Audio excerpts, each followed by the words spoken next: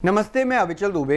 जैसा कि हमको पता है कि अगर कोरोना से लड़ते हुए इसे ख़त्म करने का कोई एक तरीका है तो वो है सिर्फ वैक्सीनेशन। हमारी सारी उम्मीदें टीकाकरण पर जा टिकी हैं। आपने और हमने देखा है कि इसी वजह से वैक्सीन सेंटर्स के बाहर लंबी कतारें लगी हुई हैं। देश में 16 जनवरी से वैक्सीनेशन प्रोसेस शुरू हुआ था, लेकिन ये लगातार धीमा पड़ता गया। सरकार ने 45+ लोगों को 1 अप्रैल से वैक्सीनेशन प्रोसेस में शामिल कर लिया, तो वहीं 1 मई से 18+ लोगों को भी जोड़ लिया।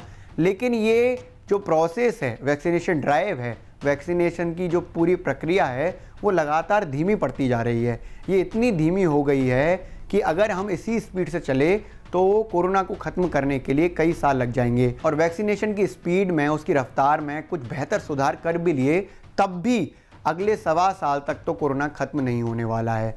क्यों नहीं होने वाला है, इसको पूरी डिटेल में बताएंगे, पूरा गणित बताएंगे, ढंग से आपको पूरा प्रोसेस समझाएंगे। लेकिन आप उससे पहले ये जान लीजिए कि आज जो वैक्सीन की कमी हमें सामने दिखाई दे रही है, उसका कारण सरकार की 4 बड़ी गलतियां हैं। सबसे पहले तो ये कि सरकार ने वैक्सीन का ऑर्डर लगाने में देरी दिखाई।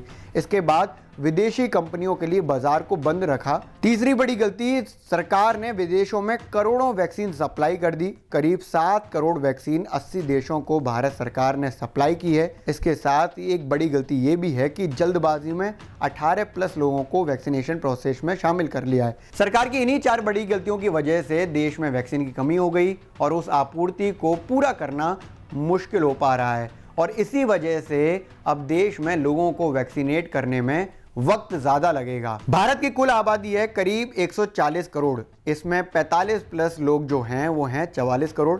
18 से 44 साल के करीब 62 करोड़ लोग हैं और 18 से कम उम्र की जो जनसंख्या है वो है 32 करोड़। अब तक 45+ लोगों को जिनको वैक्सीन लगी है वो हैं करीब 16 करोड़। देश में हर्ड इम्यूनिटी तैयार करने के लिए 100 करोड़ लोगों को टीका लगना जरूरी है। 100 करोड़ लोगों को टीका लगने की बात है तो 200 करोड़ डोजेस चाहिए, क्योंकि एक व्यक्ति को 2 डोज कोरोना वैक्सीन की लगनी है। देश में अगर वैक्सीन की रफ्तार की बात करें तो देश में अब तक करीब 17 करोड़ से ज़्यादा वैक्सीन लगी हैं। अप्रैल के पहले हफ्ते में औसत 35 लाख वैक्सीन रोज़ लगी। अप्रैल आखिरी आते आते डेली एवरेज 21 लाख पर आ गया, यानी कि गिर गया बहुत ज़्यादा।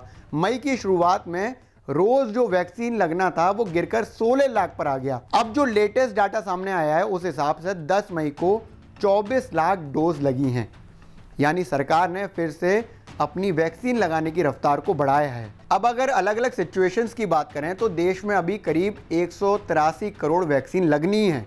अभी की स्पीड से चलें तो इस काम में 30 महीने यानी कि 2.5 साल का वक्त लगेगा। अगर डेली वैक्सीन लगाने की रफ्तार को बढ़ाएं और अप्रैल शुरुआत से भी स्पीड को तेज कर दें, यानी कि 36 लाख से ऊपर आएं, तो रोज अगर 40 लाख वैक्सीन लगाने पर हमें 16 महीने का वक्त लगेगा, जब हम 183 करोड़ वैक्सीन लगा पाएंगे। यानी अगले 1.25 साल में कोरोना का खात्मा नहीं होगा। इस हिसाब से 2022 के अगस्त तक हमारी आपकी ज़िंदगी में कोरोना रहेगा ही। अगस्त 2022 तक जाकर कुछ उम्मीद बांध सकते हैं कि जिसमें हम ज़्यादा से ज़्यादा लोगों को वैक्सीनेट कर चुके होंगे, एक हर्ड इम्यूनिटी तैयार कर चुके होंगे।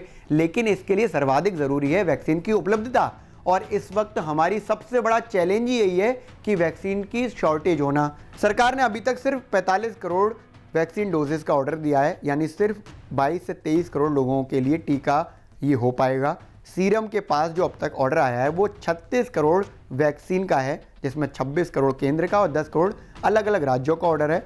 बाकी आपूर्ति भारत बायोटेक की कोवैक्सीन के जरिए हो रही है। ये 45 करोड़ का डाटा मैं आपको बता रहा हूँ। स्पुतनिक की भी भारत में एंट्री हो चुकी है, लेकिन ये कब मिलेगी, कब अवेलेबल हो पाएगी, ये कह पाना मुश्किल है। और सबसे बड़ी बात, अगर अवेलेबल भी होगी तो कितनी ज़्यादा मिल पाएगी, ये भी एक बड़ा चैलेंज है। अगर सरकार को देश के नागरिकों को जल्द से जल्द वैक्सीन लगानी है और एक हर्ड इम्यूनिटी तैयार करनी है अगले 1-1.25 साल में, तो सबसे पहले वैक्सीन मैनेजमेंट को ठीक करना होगा।